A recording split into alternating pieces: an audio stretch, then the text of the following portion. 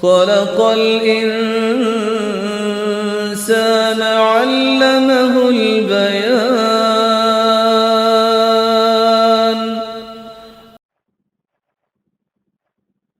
نحمده ونصلي على رسوله الكريم، أما بعد، فأعوذ بالله من الشيطان الرجيم. بسم الله الرحمن الرحيم. رب اشرح لي صدري ويسر لي أمري واحلل عقدة من لساني يفقهوا قولي. ترجمہ: وَإِن، اور اگر، خفتم، ڈرو تم، خوف ہو تم کو، اللہ، کہنا، تقسطو، تم انصاف کر سکو گے، فی الیتامی، یتیموں کے بارے میں، فانکحوا، تو نکاح کر لو، ما طاب، جو پسند آئیں، لکم، تمہارے لیے یا تم کو، من النساء، عورتوں میں سے، مثنا، دو، وثلاثا، اور تین، ورباع، اور چار، فإن، پھر اگر، خفتم، ڈرو تم، اللہ، کہنا، تعدلوا، تم عدل کرو گے، فواحدۃ، تو ایک ہی، او، یا،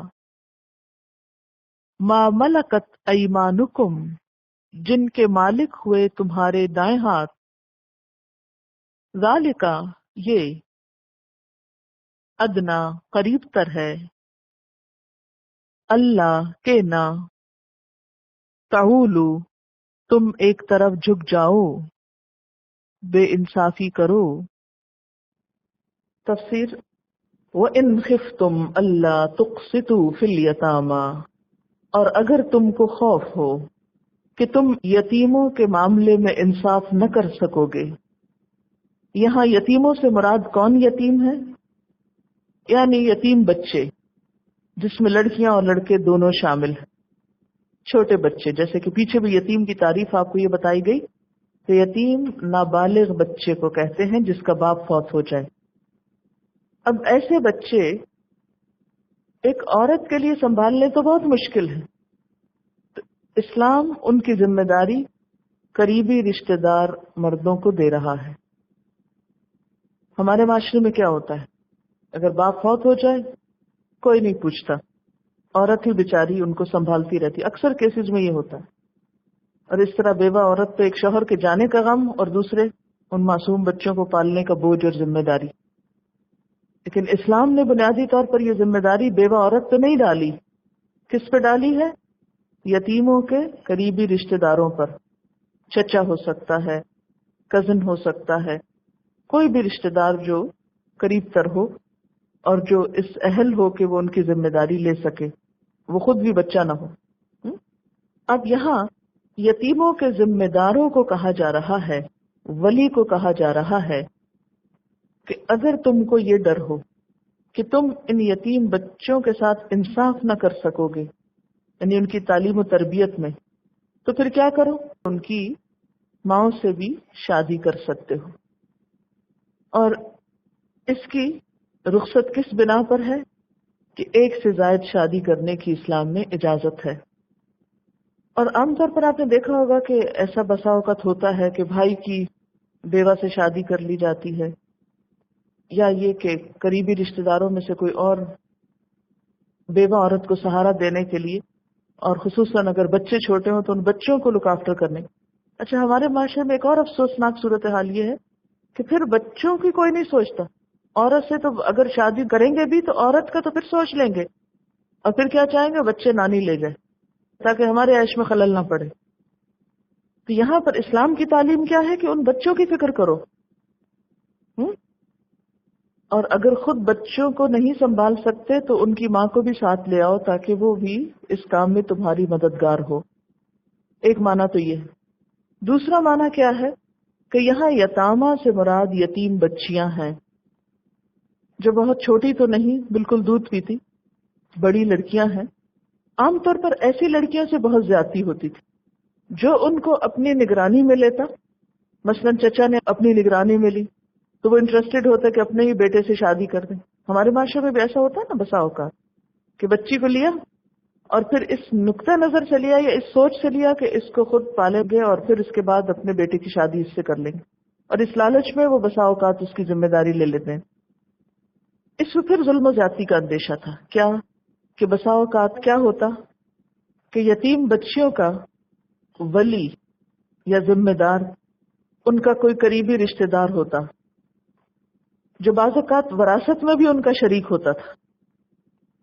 تو لڑکیوں کے جوان ہونے پر ان کے ساتھ عموماً 3 طرح کی جو بدسلوکی ہے یا ناانصافی ہے وہ ہو سکتی تھی. نمبر 1 یہ کہ لڑکی خوبصورت نہ ہوتی اور ولی کے دل میں اس کے لیے کوئی جذبات بھی نہ ہوتے، لیکن محض اس لیے وہ اس سے نکاح کرتا کہ اس کا ورثہ ہاتھ سے نکل جائے گا، اور اس طرح نہ چاہتے ہوئے ایسی لڑکی کے ساتھ نکاح کرنا ایک طرح سے ظلم قرار پاتا.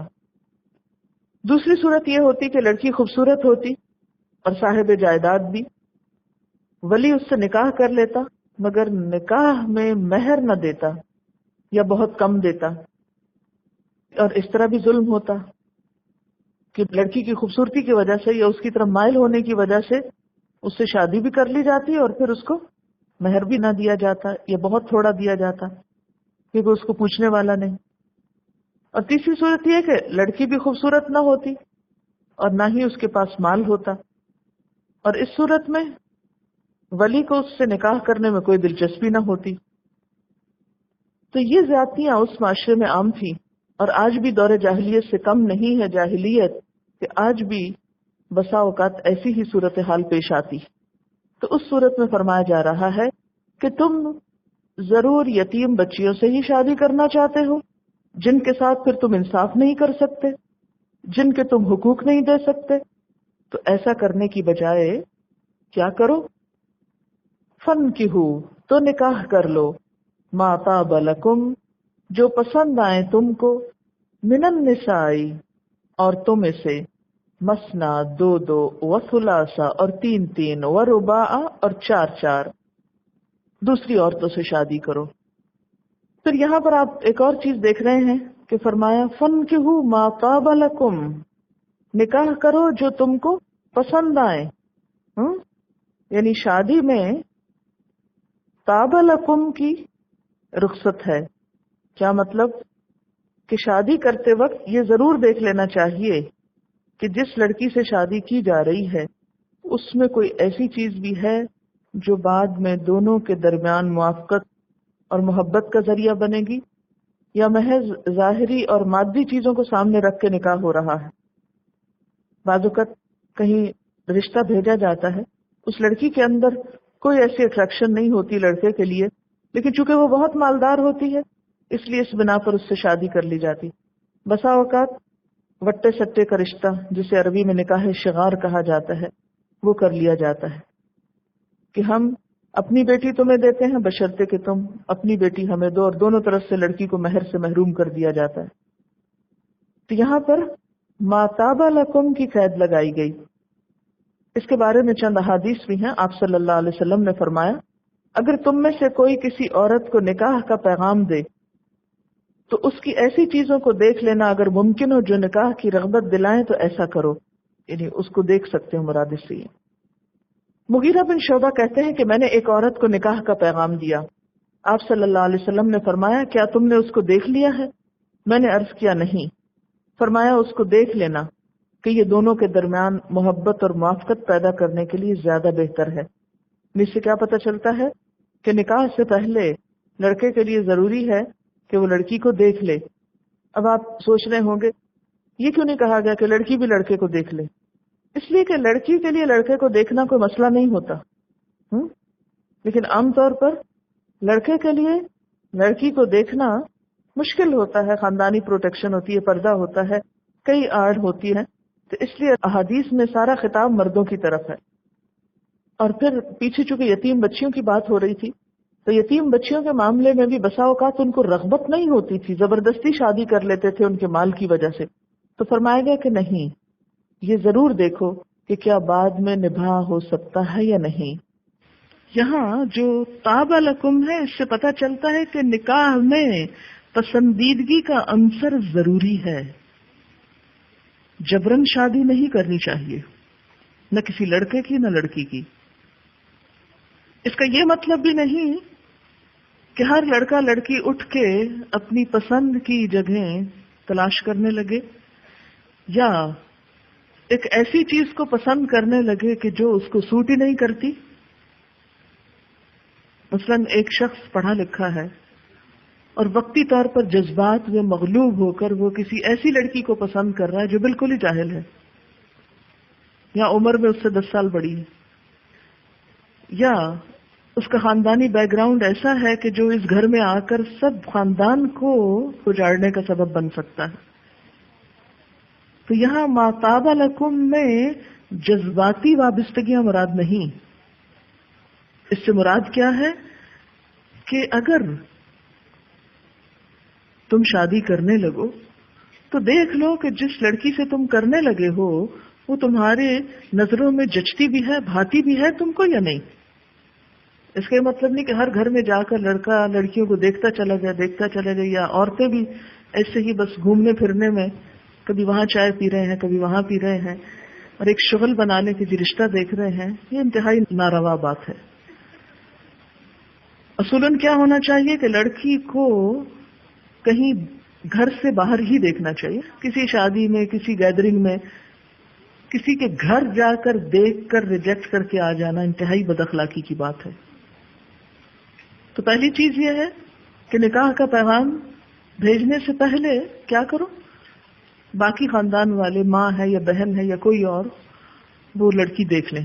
اگر وہ سمجھیں کہ ہاں مناسب ہے لڑکی، پھر دیکھیں کہ خاندان کی ایجوکیشن کیا ہے، باقی چیزیں موافقت رکھتی ہیں، ٹھیک ہے یہ بھی رکھتی ہیں. اب آخری چیز ہے کہ لڑکے کو بھی دکھا دیا جائے کہ بھئی دیکھو ہم کرنے لگے، کل کو نہ کہنا کہ کس سے کر دی، اب تم بھی دیکھ لو. یہ تو ہے ٹھیک، لیکن اس کا یہ مطلب نہیں کہ ابھی باقی باتیں طے ہی نہیں ہوئی اور کوئی موافقت ہے ہی نہیں تو پہلے ہی ڈیمانڈ کر دی جائے کہ آپ تصویر دے دیں. کیونکہ مسئلہ یہ ہے کہ اب ہماری جو بنیاد ہے شادی کرنے کی وہ صرف شکل و صورت رہ گئی ہے. باقی اخلاقیات، ویلیوز، قدریں، تقوی، دینداری، پرہیزگاری، یہ چیزیں تو بالکل ہی ختم. آپ صلی اللہ علیہ وسلم نے فرمایا کہ عورت سے 4 چیزوں کی بنیاد پہ شادی کی جاتی ہے.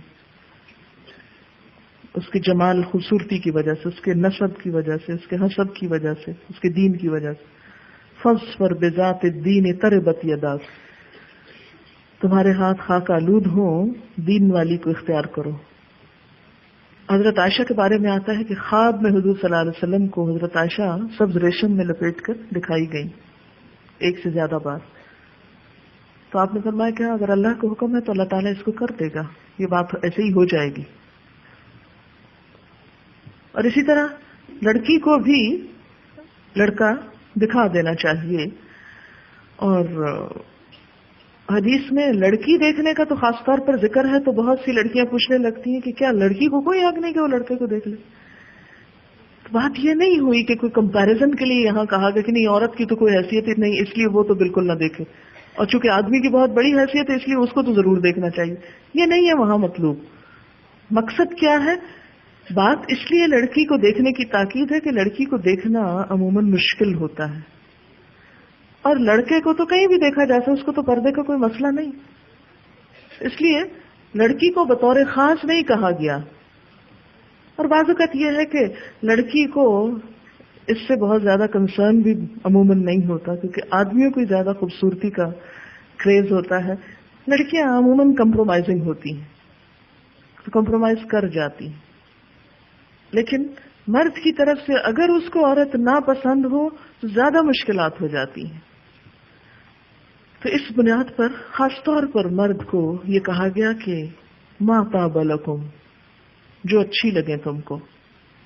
لیکن یہ یاد رکھیں کہ صرف یہاں جذباتی وابستگیوں کی اور چھپی دوستیوں کی بات نہیں ہو رہی کہ پہلے چھپ کے دوستی کر لو اور پھر ماں باپ کو تنگ کرنا شروع کر دو. اسی طرح لڑکی کی طرف سے بھی کہ اگر لڑکی کے اندر کوئی ایسی خواہش ہو کسی خاص شخص کی پسندیدگی کی تو ماں باپ کو کنسیڈر کر لینا چاہیے، لیکن ماں باپ کو بھی اللہ نے حق دیا ہے کیونکہ ولی کے بغیر تو پھر نکاح نہیں ہوتا نا. تو ولی کا ہونا کیوں ضروری ہے؟ تاکہ وہ ایک سپورٹ ہو. بعد میں کوئی لڑکی بھی جو گھر سے بھاگ کے شادی کر لیتی ہے تو وہ اپنے لیے بڑی مشکلات کا دروازہ کھولتی ہے. اور ماں باپ کبھی بھی بچوں کی خوشی میں حائل نہیں ہوتے الا یہ کہ ماں باپ کو یہ پتا ہوتا ہے اپنی عمر اور تجربے کی وجہ سے، اور وہ دشمن بھی نہیں ہوتے اپنی اولاد کے. ان کو پتا ہوتا ہے کہ فلاں لڑکا ہماری بیٹی کے حقوق صحیح طرح پورے نہیں کر سکے گا، کیونکہ شادی کی بنیاد صرف ایک نہیں، اور وہ کیا کہ اٹریکشن، کہ ایک لڑکی کسی خاص لڑکے کی طرف مائل ہے، اٹریکٹڈ ہے، تو بس یہی خاندان بسانے کے لیے خوبی کافی ہے. جذبات پر زندگی نہیں گزاری جا سکتی. جذباتی وابستگی خاندان بنانے کے لیے زیادہ دیر پا بنیاد نہیں ہوا کرتی. عموماً کیا ہوتا ہے، چند دنوں میں جذبات ٹھنڈے پڑ جاتے ہیں اور پھر وہ لڑائیاں شروع ہو جاتی ہیں کہ جس کا انجام بھیانک ہوتا ہے. عموماً ہمارے یہاں کہا جاتا ہے کہ شادی سے پہلے لڑکا لڑکی گھومنے پھرنے جائیں، ایک دوسرے کو انڈرسٹینڈ کریں، بہت ساری چیزیں تاکہ وہ نبھا سکیں. مغرب میں ساری شادیاں تقریباً ایسی ہی ہوتی، لیکن 30% شادیاں لازماً طلاق پہ جا کے اٹھتی، ساری پسندیدگیوں کے باوجود. یہ برطانیہ کے ایک سروے میں یہ بات پڑھی تھی میں نے. معلوم نہیں اصل حقیقت اس سے بھی زیادہ ہو، لیکن 30% وہاں تو کہیں رکاوٹ نہیں ہے. چاہے کوئی نوجوان لڑکی کسی بوڑھے کو پسند کرے یا کوئی بوڑھی عورت کسی نوجوان کو پسند کرے، نہ ہی کوئی پوچھنے والا، نہ کوئی برا بھلا کہنے، جو جس کا دل چاہے کرے. لیکن ایسی اٹریکشن ایک وقتی شیطانی عمل تو ہو سکتی ہے، پائیدار سبب نہیں ہو سکتی. تو اسی لیے اسلام نے کیا کہا ہے کہ جب شادی ہو تو اس میں آپس میں مماثلت بھی کچھ نہ کچھ ہو. مثلا خاندانی بیک گراؤنڈ ملتا جلتا ہو، یا لڑکے اور لڑکی کے درمیان جیسے عموماً ہمارے ہاں عمر کا فرق رکھا جاتا ہے کہ لڑکا عمر میں میچور ہو، کیونکہ اممیچور لڑکے سخت مشکلات پیدا کرتے ہیں، کیونکہ وہ ذمہ داری تو اٹھا نہیں سکتے، وہ صرف فائدہ اٹھانا چاہتے ہیں عورت سے، اپنی ذمہ داری ادا نہیں کرنا چاہتے.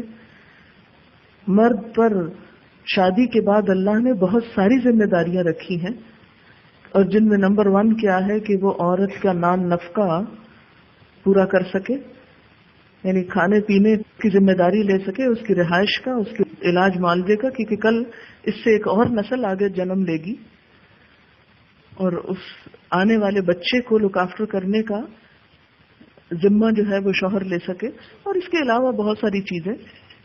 تو اس لیے والدین کی مداخلت لڑکی کے معاملے میں ضروری اسلام نے قرار دی کہ وہ دیکھ لیں. اصل میں مشکل یہ ہے کہ عورت جلد مان جاتی ہے، جلد مغلوب ہو جاتی ہے، جلد قائل ہو جاتی ہے. تو بعض اوقات اگر کسی نے بھی پروپوز کیا، کسی نے بھی 2 میٹھے جملے بولے، کسی نے بھی کوئی اچھی بات کر دی، کوئی تعریف کر دی، تو فوراً یہ عورت گھائل ہو جاتی ہے. بہت کم عورتیں ایسی ہوتی ہیں کہ جو ایسی باتیں سن کر جھٹک دیں اور ان کو کوئی حیثیت نہ دیں. اور خصوصاً ہمارے معاشرے میں جہاں بہت سارے معاشرتی مسائل ہیں، ڈپریشن ہے، ایسے میں لڑکیاں عموماً ایسی چیزوں کا شکار جلد ہو جاتی ہیں. تو وقتی طور پر تو ایک سیٹسفیکشن ہو سکتی ہے کسی بھی لڑکے کے ساتھ جانے میں، لیکن ایک خاندان بنانے کے لیے یہ طور طریقے سخت نقصان دہ ہیں. بہرحال فرمایا فَانْكِحُوا مَا طَابَ لَكُمْ مِنَ النِّسَاءِ مَثْنَىٰ وَثُلَاثَ وَرُبَاعَ، 2 اور 3 اور 4. یہاں یہ کوئی واجبی حکم نہیں دیا جا رہا کہ نہیں ضرور کرو اور ہر شخص 2 3 4 کرے، یہ مقصود نہیں ہے. یہاں یہاں ایک حل بتایا جا رہا ہے. دراصل اسلام سے پہلے اس پر کوئی پابندی نہ تھی، یعنی عورتوں کے ساتھ نکاح کرنے کی کوئی حد نہ تھی. ایک شخص کئی کئی بیویاں کر سکتا تھا. اور اس میں ہم دیکھتے ہیں کہ جیسے غیلان الثقفی جو ہے، اس کے بارے میں آتا ہے کہ طائف کا رئیس غیلان الثقفی جب اسلام لایا تو اس کی 9 بیویاں تھیں. نبی صلی اللہ علیہ وسلم نے حکم دیا کہ 4 بیویوں کو رکھ لو اور باقی کو چھوڑ دو. اسی طرح ایک اور شخص نوفل جو تھا، اس کی 5 بیویاں تھیں، تو اس کو بھی آپ صلی اللہ علیہ وسلم نے فرمایا کہ تم ایک بیوی کو چھوڑ دو اور 4 تک رکھ سکتے. یعنی تعدد ازواج عرب معاشرے کا ایک حصہ تھا، یا ان کی ایک رسم تھی یا کلچر تھا، اور اس کو برا نہیں سمجھا جاتا تھا. لیکن وہ جو لامحدود تعداد تھی اس کو 4 تک ریسٹرکٹ کر دیا گیا کہ اس سے آگے نہیں جا سکتے. ایک کا ذکر نہیں ہے یہاں کیونکہ بیسک نارم ایک ہی ہے، لیکن ایکسیپشنل کیسز میں 2 کی بھی اجازت ہے، 3 کی بھی، اور حد سے حد 4 کی بھی. 4 تک ایک مرد شادی کر سکتا ہے، اس سے زیادہ نہیں. نبی صلی اللہ علیہ وسلم نے اگر 4 سے زیادہ شادیاں کی، 4 سے زائد، تو وہ آپ کی خصوصیت تھی، کوئی دوسرا اس میں شریک نہیں ہو سکتا. جیسے نبوت آپ کی خصوصیت تھی تو کوئی اور اس میں شریک نہیں ہو سکتا. اور آپ صلی اللہ علیہ وسلم کی یہ زیادہ شادیاں اور یہاں 4 شادیوں کی اجازت ایک ایسا نقطہ، ایک ایسا موضوع ہے جس کے ذریعے مسلمانوں کو بہت بلیم کیا جاتا ہے، اسلام سے لوگوں کو متنفر کیا جاتا ہے، اسلام میں مردوں کو بہت وحشی اور نہ جانے کیا کچھ شمار کیا جاتا ہے. تو اس کی حقیقت پر کہ یہ 4 تک کی اجازت کیوں دی گئی، اس پر میں کچھ بات کروں گی، کیونکہ عورتیں بطور خاص اس پروپیگنڈے کا شکار ہو جاتی ہیں.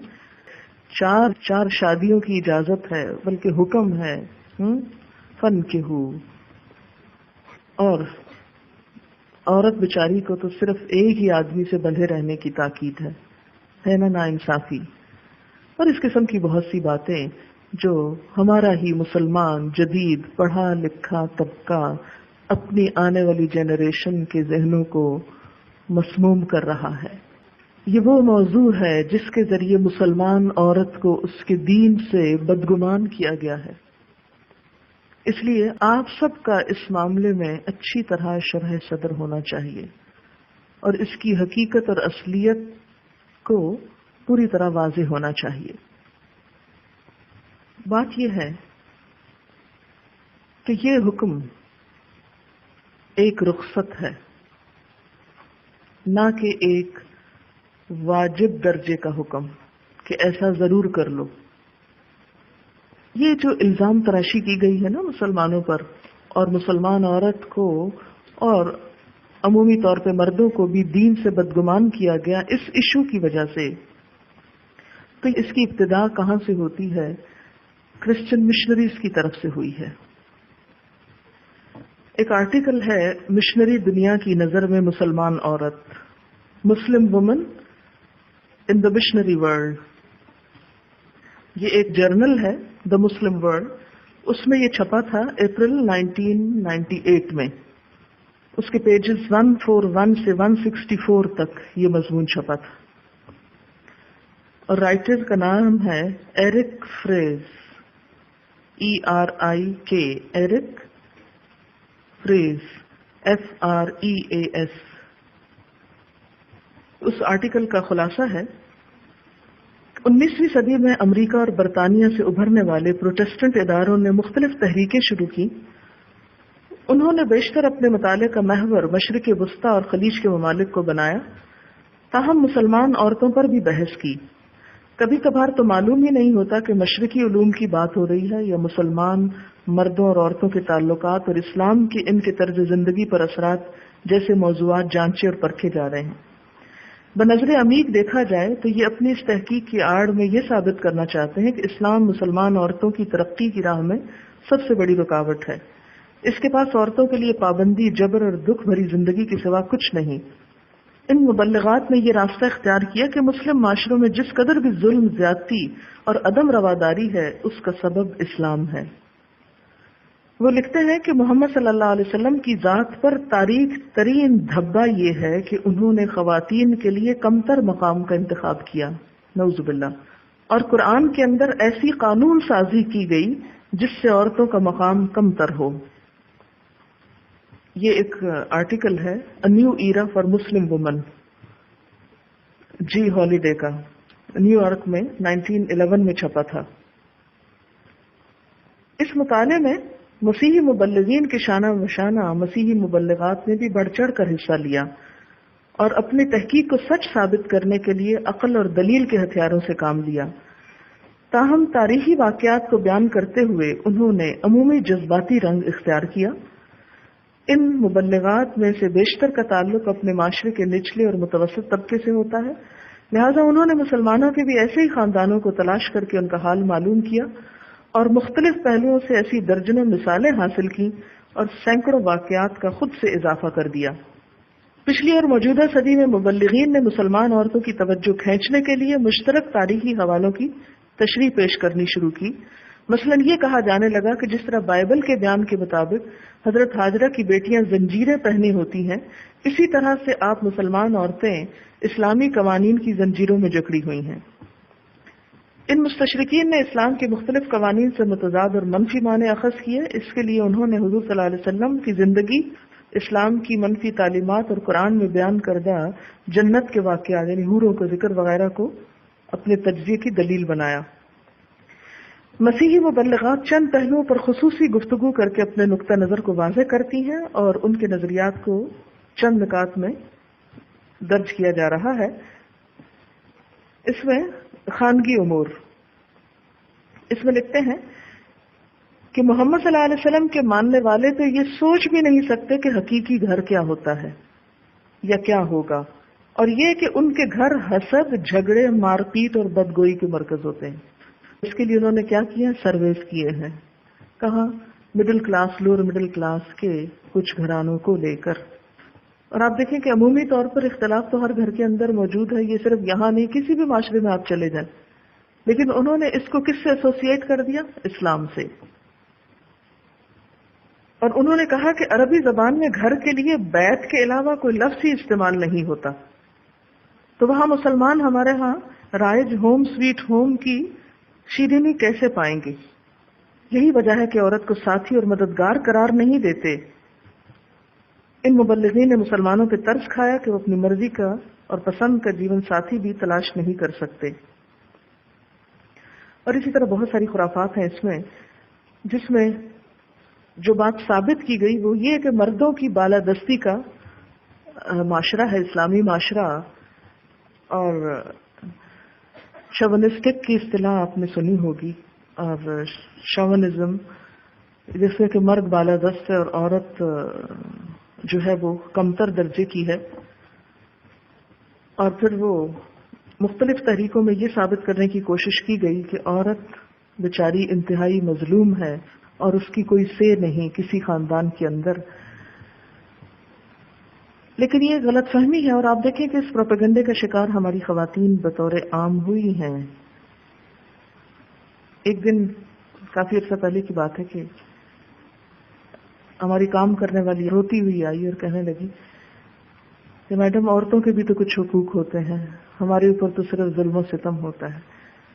تو اس کی بات سے مجھے ہنسی آ گئی۔ میں نے کہا کہ اس عورت کو جو ایک جماعت پڑھی ہوئی نہیں ہے، یہ اتنی بڑی ٹرم کہاں سے بول رہی ہے کہ عورتوں کے بھی کچھ حقوق ہوتے ہیں؟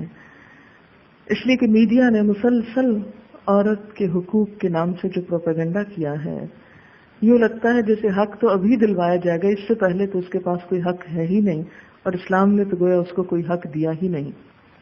لیکن اگر ہم ایک ایوریج درجے کے گھرانے کو دیکھیں اور اس میں عورت کی جو بالادستی ہے اس کو آپ دیکھیں، ایک شادی ہی کی مثال لیں۔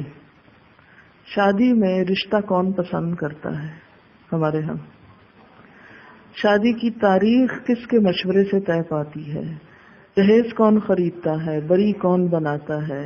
کھانے کیا پکیں گے کون ڈیسائیڈ کرتا ہے، کون سی رسمیں کس طرح ہوگی، کون سی سیٹنگ کس طرح ہوگی، کون سا کمرہ دلہن کو دیا جائے گا، کیا جہیز بیٹی کو دیا جائے گا، یہ سب کچھ کس کے ہاتھ میں ہوتا ہے۔ وآخر دعوانا ان الحمد للہ رب العالمین، سبحانک اللہم وبحمدک، اشہد ان لا الہ الا انت، استغفرک واتوب الیک۔